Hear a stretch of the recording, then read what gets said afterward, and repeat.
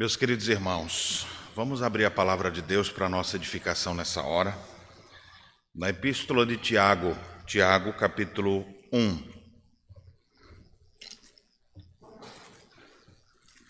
Em um dos nossos cultos, nós temos feito a exposição de Tiago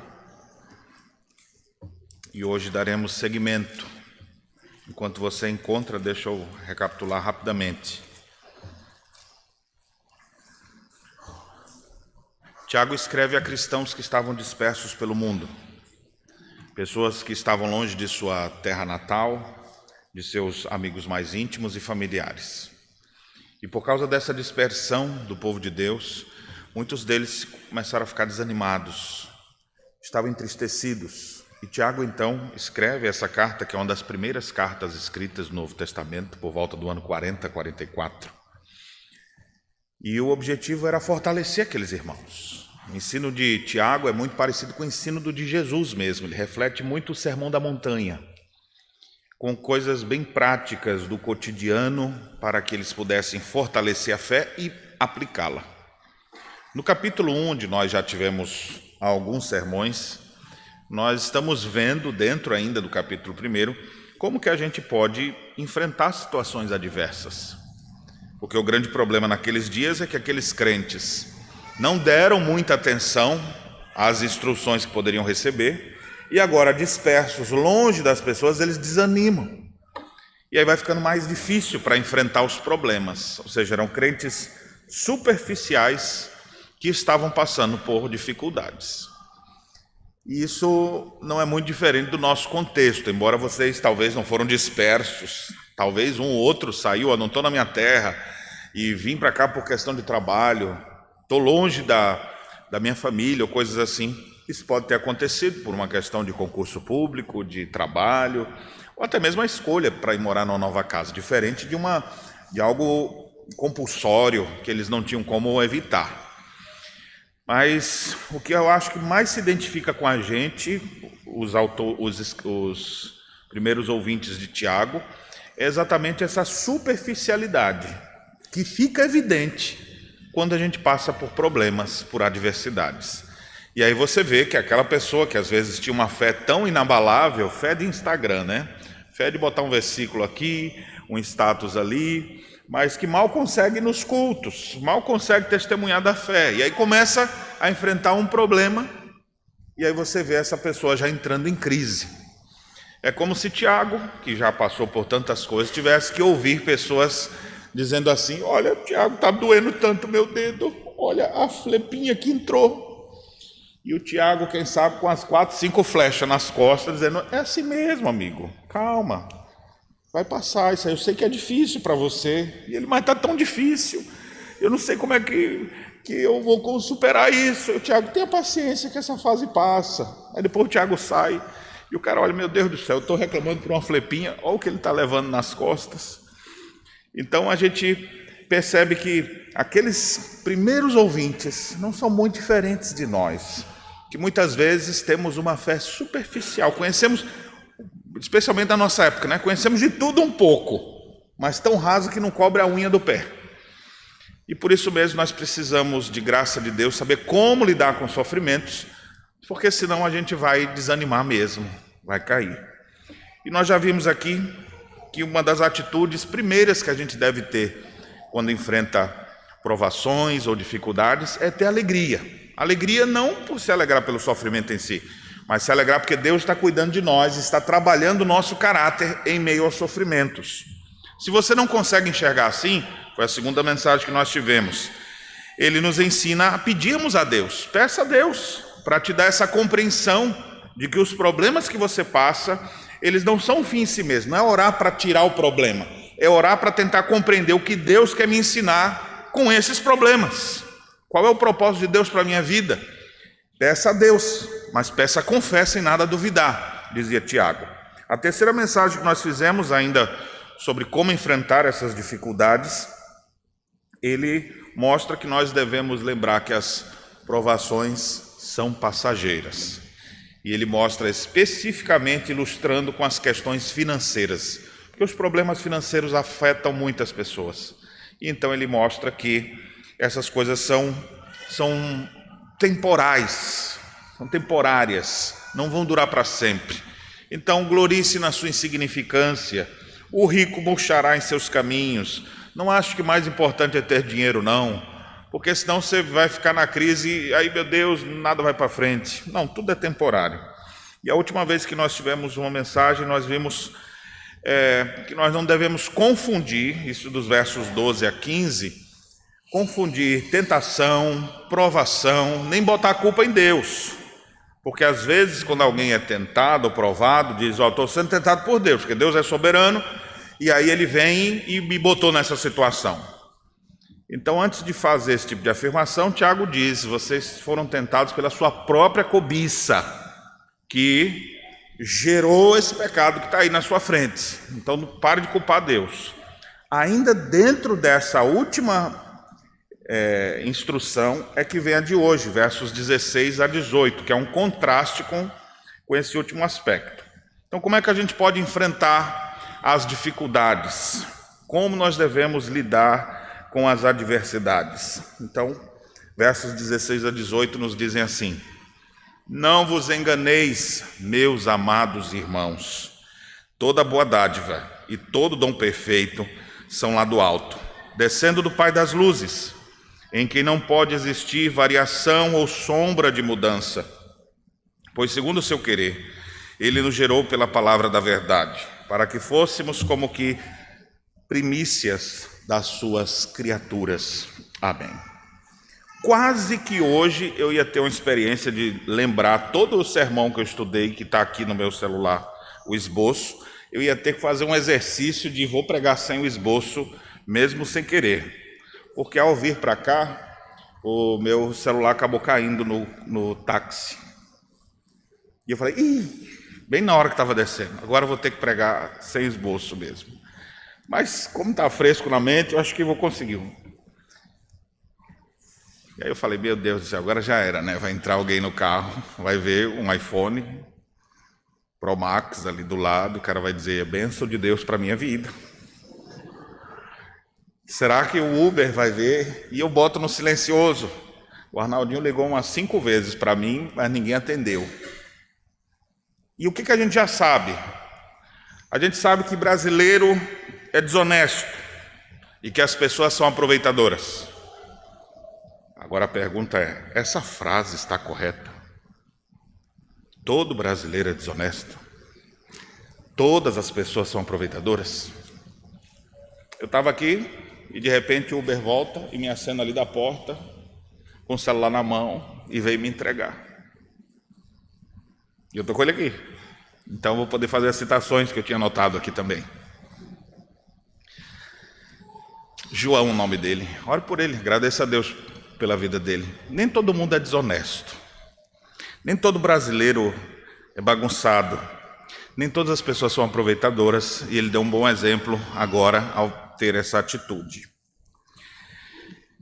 Às vezes a gente tem algumas crendices assim, e a gente acha que a coisa é de um jeito e afirma que é, e a gente nem sabe se realmente é. Então, por isso mesmo, Tiago, quando escreve essa carta, ele nos ensina aqui, nessa perícope que lemos, a crer certo, a crer de maneira correta, especialmente na hora da crise, na hora da dificuldade. Observe que o texto curtinho de 3 versículos traz algumas instruções, contrastando com o que ele já havia dito. Não bote a culpa em Deus. Quando for tentado, não diga que está sendo tentado por Deus, porque Deus a ninguém tenta. Se você está sendo tentado é por causa da maldade do seu coração. Então ele já vinha corrigindo. Aí no verso 16 agora ele diz, não vos enganeis, meus amados irmãos. E aí ele traz uma instrução. Toda boa dádiva e todo dom perfeito vem do Pai das luzes. Por que vocês estão achando que isso não vem dele? E ele exemplifica isso depois no verso 18, com a própria aplicação da salvação no coração das pessoas, para que eles pudessem entender. Vocês foram regenerados pela palavra da verdade. Vocês são como que as primícias de Deus. Então, esse texto nos ensina a crer certo. E para você guardar bem essa instrução, eu vou dividir o texto aqui em 3 lições. Eu estou falando de crer, então crer no imperativo é só as 3 letras mesmo, né? C-R-E, crê. Então você vai lembrar dessas 3 letras quando eu estiver trazendo as instruções aqui. A primeira, quando eu faço referência ao C, quando ele diz, não vos enganeis, meus amados irmãos, você precisa combater, C de combater o erro, combater as crendices. Nós vamos ver isso mais. O R, que dá a ideia de você reler, reavaliar, especialmente o ser de Deus. Você não pode achar coisas de Deus que Deus não é. Você precisa reler as Escrituras e ver o que de fato ela fala. E o E, de crer, né? C-R-E, nós vamos ver aqui o exemplo que ele nos dá. A exemplificação disso na vida prática, com aplicação pessoal, versículo 18. Então vamos pensar um pouco sobre essas coisas. Como é que Deus age? Como é que Deus age quando a gente está passando por sofrimentos, pedindo a Deus sua intervenção? Você está com dificuldades, está em crise e não sabe o que fazer. Se Deus dirige a história, se Ele rege todas as coisas, por que eu passo pelo que eu passo? Você já deve ter feito essa pergunta alguma vez. Meu Deus, por que eu estou passando por isso? Creia certo. Esse é o ensino de Tiago aqui, creia certo. E ele começa com essa exortação, verso 16. Não vos enganeis, meus amados irmãos. Refletindo o próprio ensino de Jesus, antes de trazer algumas instruções importantes para o seu povo, ele dizia, ninguém vos engane, não vos enganeis, ou seja, uma chamada de atenção para a importância daquilo que vai ser dito. E também indicando que muita gente é enganada nessa área.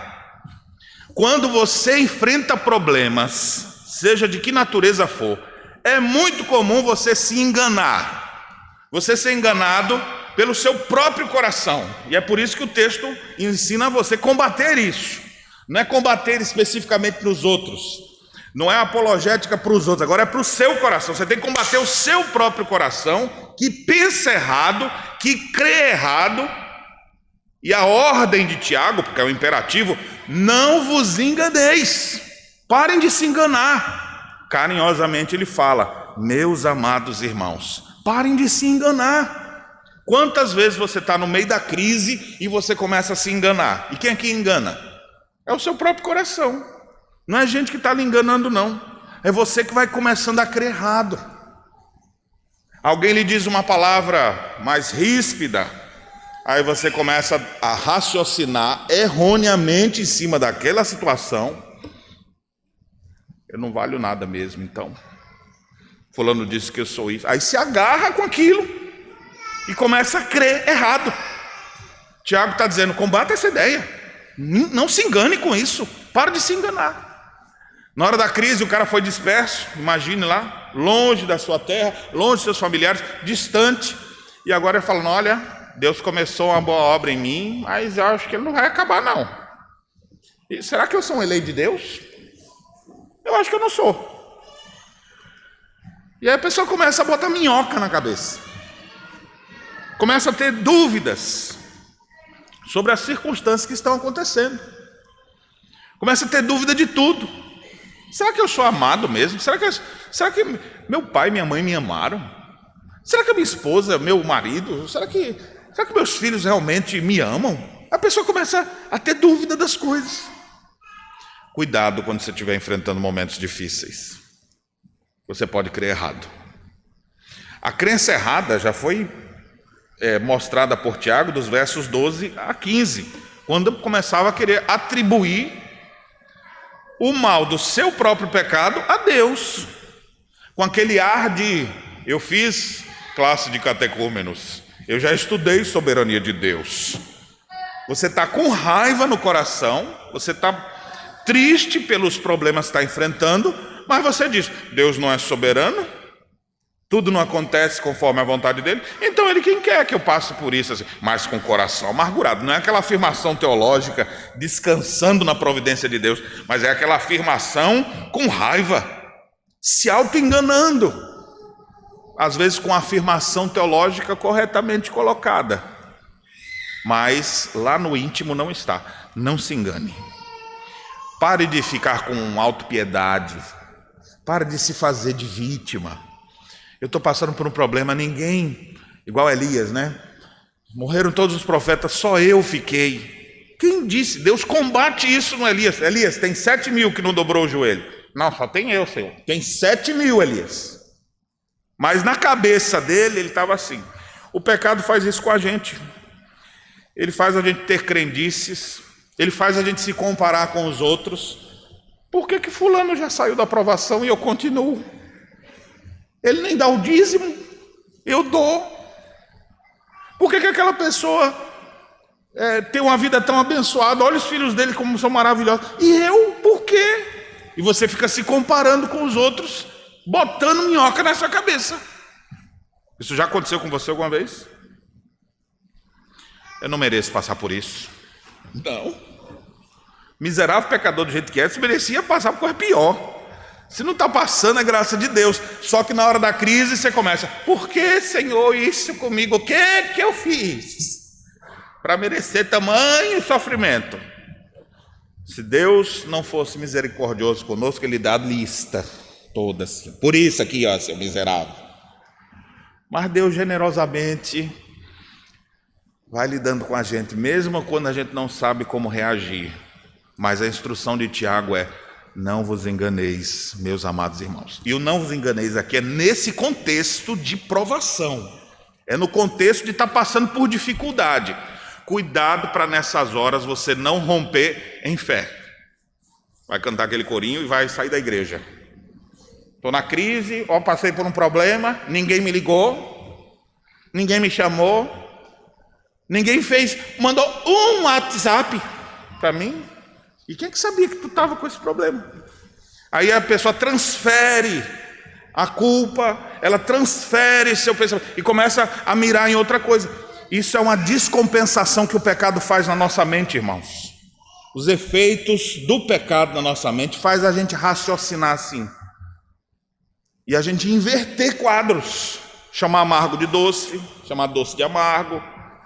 Acreditar no que todo mundo está dizendo. Tiago diz claramente: não vos enganeis. E eu repito isso para você agora, nessa hora: não se engane, ou pare de se enganar. Combata isso na sua mente. Está enfrentando problemas? Não fique tentando inventar coisa ou tentar descobrir o porquê de cada coisa. Enfrente isso com humildade, com dependência de Deus, com oração.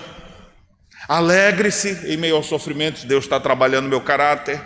Por que eu estou passando com isso, meu Deus? Por que contendes comigo? Essas perguntas vão ser melhor respondidas se você acalmar o seu coração e não deixar que tudo que está acontecendo ao seu redor lhe influencie. Porque quando a gente está mal, em crise, qualquer coisa que acontece, você acha que tem uma relação direta com aquilo ali. E não tem. Às vezes não tem. Às vezes uma pessoa que não te cumprimentou naquele dia, só porque eu fiquei desempregado, passou por mim e não falou. Eu sei como as pessoas são. Ou seja, tu já começou a mudar a tua forma de enxergar a realidade por causa de um problema que você está passando. Você começa a associar. Alguém, às vezes, não intencionalmente, esqueceu de lhe chamar para alguma coisa. Também, agora eu estou desempregado, né?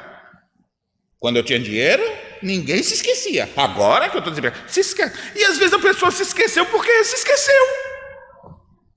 Esqueceu mesmo, mas não foi intencional. Mas você, com sua mente pecaminosa, já começou a... Então a Bíblia diz: combata isso. Não se engane. Creia certo. Essa é a palavra para nós hoje. Creia certo. E para crer certo, a gente precisa combater essas crendices, essas coisas erradas. Lendo Calvino comentando sobre isso, ele fala de Platão. Ele diz: Platão sustentava que nenhuma calamidade é enviada por Deus, porque Deus é bom. E aí Calvino, bem generosamente, como ele é próprio, diz: deveras Platão era ignorante. Tiago, porém, deixando a Deus o direito e o ofício de punir, simplesmente remove dele a culpa. Ou seja, a culpa do que está acontecendo não é de Deus, mas Deus está presente sim, nessas circunstâncias. E Calvino continua: essa passagem nos ensina que devemos deixar-nos afetar de tal modo pelas inumeráveis bênçãos de Deus, as quais recebemos diariamente de sua mão, que em nada mais pensemos senão em sua glória, e que devemos, presta atenção, e que devemos sentir aversão por tudo quanto vem à nossa mente, ou é sugerido por outros, que porventura não é compatível com seu louvor. Então combata todo aquele pensamento errado que veio até você, ou que alguém de forma errada interpretou e botou na sua cabeça. Não se engane, não vos enganeis, meus amados irmãos. Essa é a primeira instrução que nós temos aqui de Tiago. A segunda, verso 17.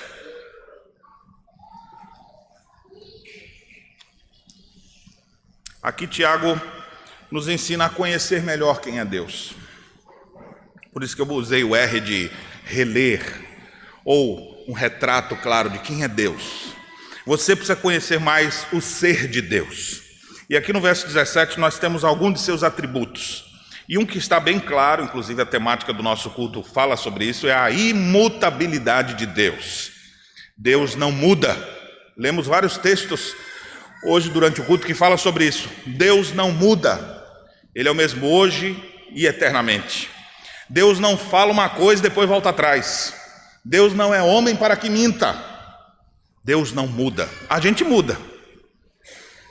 A gente muda, a gente se perverte, a gente se corrompe. Deus é um ser imutável. Nele não pode haver, como diz o texto, variação ou sombra de mudança. Ele é o que é sempre, eternamente. Amém. Mas dentro da imutabilidade de Deus, não é só isso que Tiago destaca. Ele quer destacar o atributo de sua bondade. Deus é um Deus bom. Porque o cara começa a enfrentar a crise, e na hora da crise ele começa a dizer: não, Deus não é bom não, viu? Só se eu for contigo, porque comigo, rapaz, Deus está só me testando, e eu não sei por quê. Porque eu sou uma pessoa tão boa, eu não mereço passar por isso. E aí Tiago fala: você precisa reler um pouco. E aqui o defeito de quem falta a escola dominical. O problema de quem não lê a Bíblia sempre.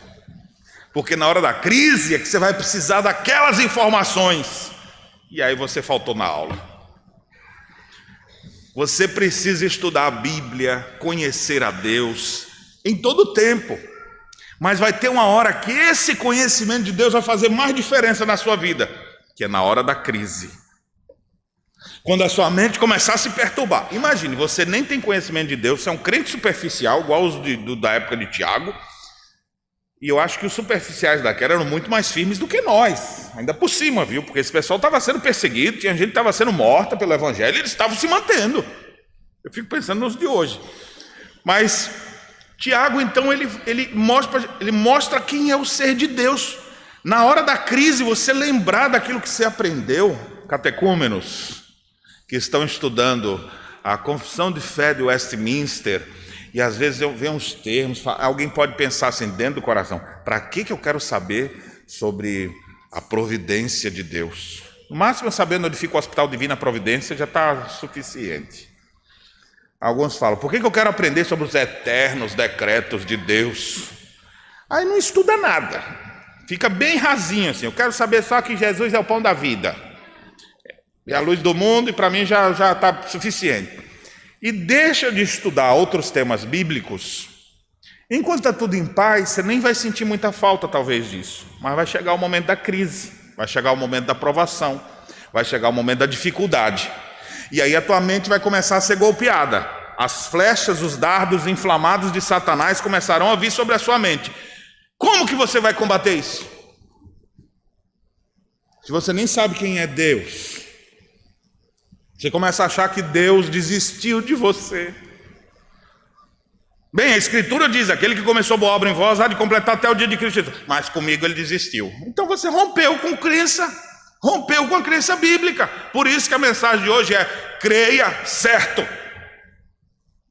E você precisa começar a reler algumas coisas, reler sobre quem é Deus, a bondade de Deus, especialmente. É o cântico da época, né? Tua bondade me seguirá.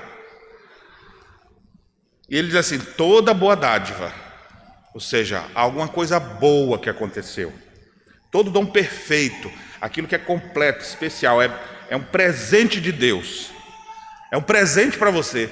Não ache que isso é consequência de suas ações, porque você semeou e simplesmente colheu. O bem que nós recebemos tem sua origem em Deus. Deus é bondade. Você precisa entender mais sobre a bondade de Deus. E quando eu falo entender a bondade de Deus, não é que Deus é só aquele que dá tudo o que a gente quer. Isso não é bondade. Por isso que a gente precisa reler sobre a bondade de Deus. Deus é bom. Jeremias, quando quer trazer à memória o que dá esperança, ele diz: bom é o Senhor para com aqueles que creem nele, que esperam nele. A bondade de Deus vai ser melhor compreendida quando você vê que Deus é bom, deixando com que a gente passe por aflições, para que aprendamos os seus decretos. Salmo 119, 71. O texto também diz, verso 68 do mesmo Salmo: antes de ser afligido, eu andava errado, mas agora obedeço a tua palavra. Ou seja, Deus se utilizou de situações adversas para nos trazer para mais perto dele. Você queria estar mais perto ou mais longe de Deus? Nas suas orações você já respondeu isso. Eu nunca vi ninguém orando a Deus, dizendo: Deus, eu queria estar tão mais longe de ti. Deus, me afasta de ti, Senhor, porque o Senhor não presta. Você já viu alguém orando assim, não?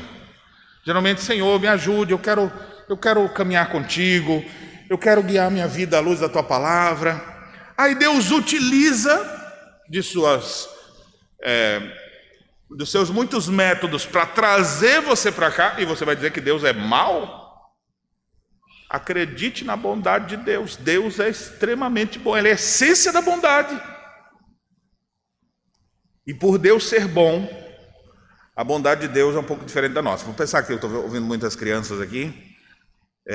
Quando o seu pai lhe dá, você está gripado, com aquela remela descendo, escorrendo, aquela tosse terrível, e aí vocês procuram: doutora Denise, o que é que eu faço? Ela: dê uma injeçãozinha no menino, que vai passar isso ligeirinho. Aí quando sua mãe pega e leva você, e aí a enfermeira tira aquela agulhinha, não vai doer nada, viu? E aí o menino começa a chorar. Aquilo foi bom? As crianças poderiam responder, né? É bom levar uma injeção? Quem vai dizer que é bom, né? Até eu pergunto para os adultos: você quando toma uma injeção, é bom? Irmãos, nosso conceito está errado. É bom. Aquilo é bom porque vai tirar a nossa doença. A febre alta vai passar imediatamente. Quantas vezes eu estava com pressão alta e chegava, o remédio não dava certo e alguém toma a injeção na veia, ou direto da veia, não era bem injeção, né? Bota ali o caldinho ali assim para entrar e tal. E aí você fica... Aquilo foi bom. Agora a gente confunde bom com prazeroso. É prazeroso levar uma goiada? É bom quando o pai pega a havaiana e dá no filho, porque ele aprontou? É bom. É bom porque não foi você, pastor. É bom sim. A pergunta foi prazeroso? Prazeroso não. A gente confunde algo bom com prazeroso. A mesma coisa ao contrário. Então, às vezes, a gente está passando por alguma situação que dói, mas ela é boa. Ela é boa porque vai nos levar para mais perto de Deus, ainda que não seja prazerosa. Quando é que você vai compreender isso? Lendo, estudando, compreendendo quem Deus é. Se aprender antes, se não faltar mais na escola dominical, então, se você estudar mais a Bíblia, ler bons livros teológicos, ter uma boa fundamentação teológica, isso vai te ajudar quando a crise chegar. Porque aí você vai estar com sua mente, vamos dizer assim, bem blindada com textos bíblicos E mesmo assim ainda pode descompensar, mas vai estar mais difícil disso acontecer do que aquele que não tem balizamento nenhum bíblico. Você precisa saber mais sobre Deus, sobre sua bondade. Deus é o Deus de toda a bondade, Ele é a essência da bondade. Toda boa dádiva e todo dom perfeito são lá do alto, descendo do Pai das luzes. Ele é também chamado de Pai das luzes, ou que criou todas as coisas, criou todas as luzes, que trouxe luz ao mundo, que disse haja luz. Ele é o Criador. Você precisa saber mais sobre isso também. Até que ponto Deus pode intervir nesse plano? Ele criou tudo. Ele é o Pai das luzes. Então existem vários atributos de Deus e nós devemos estudar todos eles. Saber da bondade de Deus, do Deus Criador, da imutabilidade de Deus. Deus não muda, Ele prometeu que vai nos salvar, Ele vai fazer. A fidelidade de Deus, se somos infiéis, Ele permanece fiel, Ele não vai nos abandonar. A santidade de Deus, ou seja, Deus não se corrompe. Estudar sobre a própria Trindade, nós precisamos compreender um pouco mais sobre isso. E sobre esse tema especificamente, sobre a importância de termos essas instruções claras, conhecer mais o ser de Deus, lendo um outro livro interessante sobre a providência de Deus, do Dr. Heber Campos, ele fala algo muito interessante sobre um termo latino, mas é para descrever uma das ações providenciais de Deus, é o concursus providencial de Deus. E o que é isso?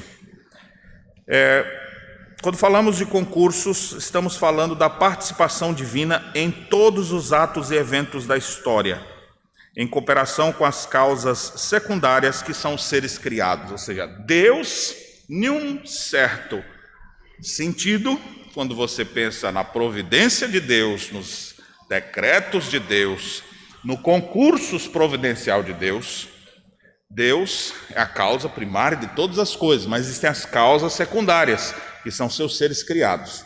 Mas Deus usa tudo isso para a glória do seu nome e para o nosso bem. E aqui 4 ilustrações claras disso. Primeiro, Deus usa atos bons, de homens bons, para promover a sua glória. Nós temos vários exemplos de pessoas bondosas, de pessoas crentes e que fizeram coisas boas. Isso é o mais comum da gente ver. Mas existe também o concurso de Deus nos atos bons de homens maus, ou de homem que nem era crente, como é o caso de Ciro, que Deus tomou Ciro e disse: Ciro vai cumprir meu propósito. Eram homens maus, mas Deus fez eles desenvolverem atos bons. Foi Ele quem decretou a reconstrução de Jerusalém.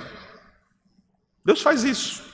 O concurso de Deus também nos atos maus de homens bons, gente crente que faz o mal. Será que Deus está presente nisso? Está. Gênesis 37 nos mostra que os filhos da aliança, os filhos de Jacó, tramaram matar o próprio irmão e o venderam José. Mas lá na frente o José vai dizer: não fostes vós que me enviastes para cá, Deus me enviou. Ou seja, a causa primeira foi Deus me enviando. Deus usou atos maus de homens bons para fazer a sua vontade se cumprir. E finalmente, a 4ª ilustração: Deus usa atos maus de homens maus. Você pega um cara como Nabucodonosor, incrédulo, que mandava rasgar o ventre das grávidas, que destruía os... Mas a Bíblia diz lá em Daniel capítulo 1 que Deus entregou tudo nas mãos de Nabucodonosor. Jeremias disse que Nabucodonosor é meu martelo. Deus usou um homem mau com ações cruéis. Deus está cuidando de todas as coisas. Então a gente precisa reler, a gente precisa reestudar, ou começar a estudar, para na hora da crise, você não ficar fazendo afirmações erradas, tolas, que mostram que você parece que não saiu ainda do berçário da fé. Nós precisamos nos fortalecer mais. Aqueles crentes estavam sofrendo muito, porque eles eram superficiais, não entendiam muito das coisas. Então você precisa pedir isso a Deus: Deus, me dê mais entendimento. Pastor, eu tenho 10 anos na igreja e não entendo nada. Então peça a Deus entendimento. Você está lendo pelo menos? Eu leio, mas não estou absorvendo muita coisa não. Continua. Ore a Deus: Senhor, me dê mais compreensão. Me dê mais compreensão das verdades bíblicas. Peça ajuda às pessoas que Deus bota na igreja. Deus dota homens, dota pessoas, homens, mulheres, jovens, crianças, com dom do ensino, capacidade para esclarecer coisas para os outros. Procure essas pessoas. Me explica aqui esse negócio aqui, como é que é isso aqui? Quando receber essa instrução, guarda ela. Ela vai ser muito útil em momentos de crise. Portanto, creia certo. É assim que nós devemos viver. O salmista diz: eu creio que verei a bondade de Deus na terra dos viventes. Em meio às crises, diga como Jó: eu sei que o meu Redentor vive. Ele não diz: Deus desistiu de mim. Não, eu sei que o meu Redentor vive. Tudo isso que eu estou passando deve ter um propósito de Deus que eu não sei qual é, mas eu creio que Deus é bom. Como é maravilhoso ver um crente sendo provado em meio às dificuldades e ele firme na fé, dizendo: olha, tá difícil, tá pesado, mas Jesus é comigo. Olha, eu estou enfrentando muitos problemas dentro da minha casa, a crise está grande, mas eu sei que Deus nunca me dará uma provação que eu não possa suportar. Todo mundo me traiu, mas eu sei que Jesus nunca me trairá. Fui abandonado por todos, mas Jesus nunca me abandonou. A pessoa afirmar isso na sala de catecúmenos, quando está tudo bem, é muito fácil. Você vê a instrução e fala: eu quero ver isso é quando a crise chegar, quando o problema bater na sua porta, e quando você abrir, ele já está sentado no sofá, já está lá dominando tudo. O que eu vou fazer agora? Vou continuar afirmando: Deus é bom. Eu não sei por que eu estou passando por isso, mas Deus é bom. Eu sei que o meu Redentor vive. Estou sendo apedrejado. Essas pessoas, em vez de eu receber todo esse apedrejamento, dizer: Deus, por que o Senhor me abandonou? Estou deixando o povo me matar. Eu olho para o céu e digo: Senhor, não lhes imputes esse pecado. Foi assim que Estevão fez. Em tempos de dificuldade, crise, creia certo. E para isso, comece a reler, conheça mais o ser de Deus. Isso vai fazer toda a diferença na sua vida. E por último, irmãos, versículo 18. Nós temos aqui agora uma exemplificação.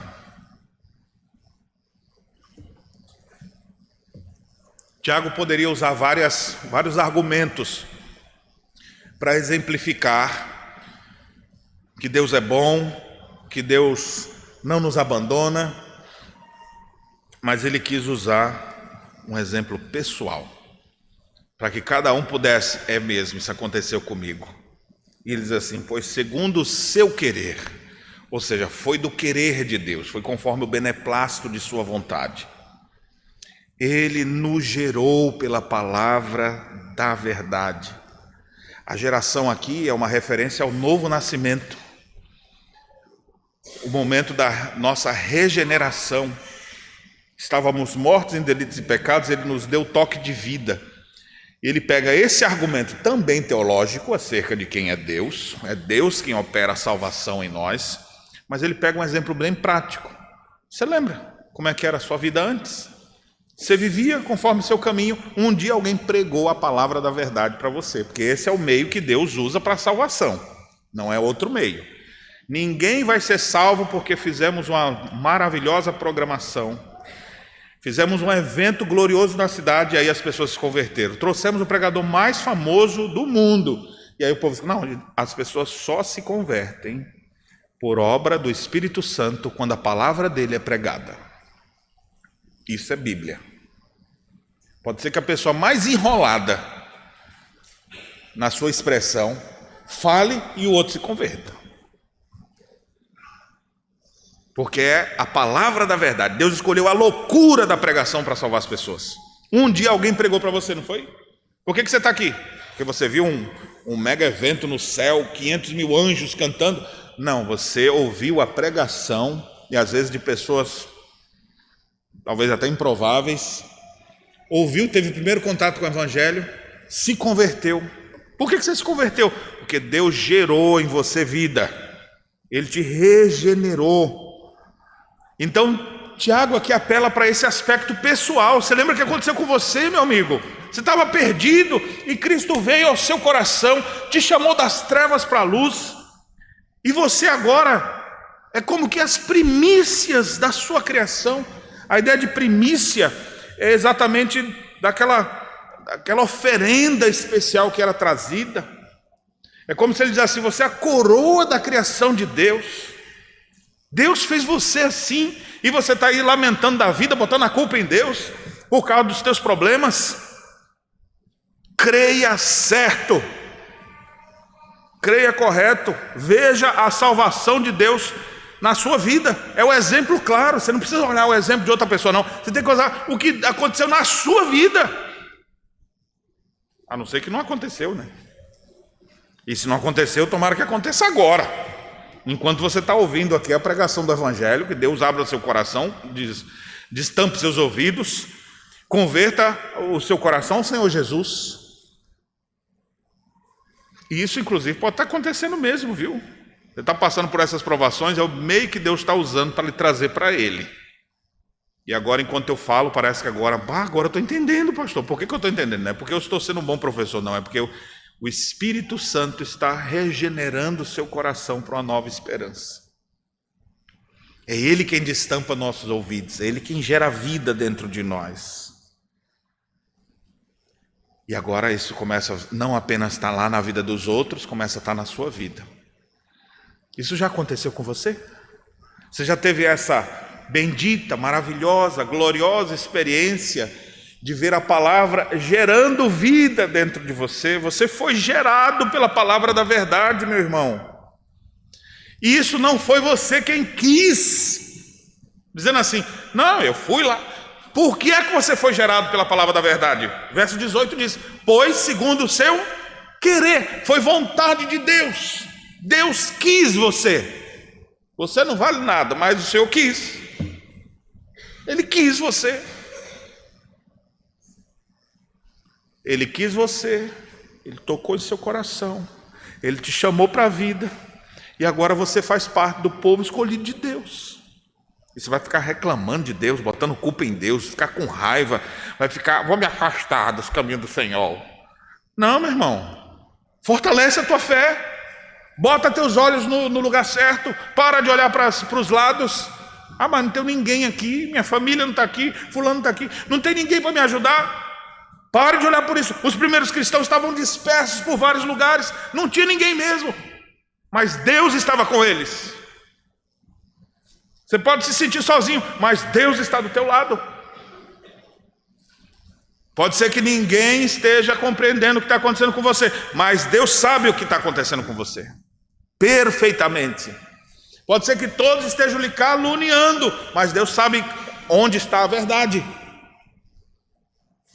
Pode ser que seu coração esteja enganado, e Deus mesmo assim não te abandona, porque você está assim. Ele vai usar inclusive uma pregação como essa para poder te trazer de novo, para você crer certo, para você voltar o seu olhar na direção correta. Foi a vontade de Deus que nós tivéssemos nossos olhos abertos. Eu nunca quis ir para a igreja intencionalmente, não. Meus sonhos sempre eram outros, bem mundanos e sem sentido também. Cristo veio à minha vida, transformou minha vida e guiou os meus passos. Eu fui regenerado para uma viva esperança. Isso não foi obra que eu produzi, foi Deus que fez isso em mim, foi isso que Deus fez em você. Tiago apela para essa experiência. Segundo o seu querer, Ele nos gerou pela palavra da verdade, para que fôssemos como que primícias da sua criação. Calvino, comentando sobre isso, ele diz assim: como o homem é mais excelente entre todas as criaturas, assim o Senhor elege alguns dentre toda a massa e os separa para si como uma santa oferenda. No meio de tanta gente, Deus escolheu você, te regenerou, te chamou para uma nova vida. E o que você vai fazer agora? Vai ficar se lamentando? Vai ficar interpretando os problemas do seu jeito? Ou você vai crer certo? lhe convoco a fazer o que a palavra de Deus orienta. Não vos enganeis, meus amados irmãos. Combata isso no seu coração. Combata as loucuras da sua mente, que todos nós temos, e creia certo. Creia certo também relendo sobre quem é Deus. Conheça melhor o ser de Deus. Comece a estudar mais sobre a providência de Deus, a bondade de Deus, a santidade de Deus. Quem é o Deus que você serve? Isso vai te encher de força, de graça, para você enfrentar os problemas de maneira melhor. E aplique isso ao seu coração. Veja a salvação de Deus em sua vida. É o exemplo mais claro que você tem. Não precisa olhar para ninguém. Olhe para dentro de você. Olhe onde você estava e Deus te tirou. Se Ele começou a obra em você, se Ele fez isso em você, seja agradecido. Você vai enfrentar os sofrimentos então com mais esperança, com mais alegria em seu coração. Para finalizar, eu digo aqui algumas coisas para vocês. Eu não sei qual momento que você está vivendo. Se está tudo bem, se você está em crise, ou se já passou. Se está tudo bem, meu irmão, aprenda logo. Está tudo tranquilo? Então é o melhor momento, porque a pior coisa é você escrever depois que o carro está passando pelos buracos, né? O carro parou, aí você escreve ali com letrinha bonita. O carro começou a trepidar, aí você tem que escrever, né? Já viu como é ruim escrever com um negócio em movimento? Então está tudo calmo. Aprenda o máximo que você pode. Não é para ficar dormindo mais, não é para ficar em casa mais. Está tudo tranquilo? Intensifique seu aprendizado de Deus. Está tudo bem? Busque mais a Deus. Não, pastor, a situação já estou, não é nesse negócio não. Minha vida está um terremoto mesmo, né? Não consigo nem pegar a caneta direito. Na hora que eu peguei o papel já furou com a caneta lá. O negócio está difícil. O que eu faço nessas horas de crise? Mantenha-se agarrado em alguma verdade bíblica, não no seu próprio pensamento. Pode ser que seu pensamento esteja errado. Agarre-se em alguma verdade bíblica e não em alguma crendice. Alguém te disse, não, eu vou me agarrar nem que seja numa verdade só. Deus está comigo. Por que tu continua? Não sei, mas Deus está comigo. Por que tu não diz isso? Não sei. Deus, agarre a uma verdade que seja, mas seja verdade bíblica. E aí depois que se acalmar, você fala, eita, eu preciso voltar a aprender. Deixa eu correr logo porque ficou ruim enfrentar aquela tempestade com pouco equipamento. Preciso de mais instruções. Passou a crise, volte a aprender e a praticar. Porque essas coisas que eu estou dizendo não é só aqui na mente não, viu? É mente e coração que desce para as mãos. Adianta aprender e não praticar? Com quem que a gente pode comparar uma pessoa que ouve e não pratica? Você consegue imaginar a caricatura grotesca que Tiago vai criar para exemplificar a sua vida quando você ouve e não pratica? Isso nós não vamos ver hoje, mas vai ser o próximo sermão aqui de Tiago, a partir do verso 19. Tornai-vos praticantes da palavra e não apenas ouvintes. Nós vamos ver isso na próxima ocasião. Para nós aqui agora, a instrução, em uma frase curta, é: creia certo. Você precisa crer certo. Então não deixe de ser enganado pela sua própria mente, pelo seu próprio coração. Procure saber quem é Deus e se agarre a essas verdades. E veja que esse Deus já fez algo dentro de você maravilhoso. Ele te chamou para uma nova vida, para uma viva esperança. Você foi regenerado pela palavra da verdade. Você é como que das primícias da sua criação. Que Deus em Cristo nos abençoe e nos ajude a enfrentarmos os problemas crendo certo. Amém.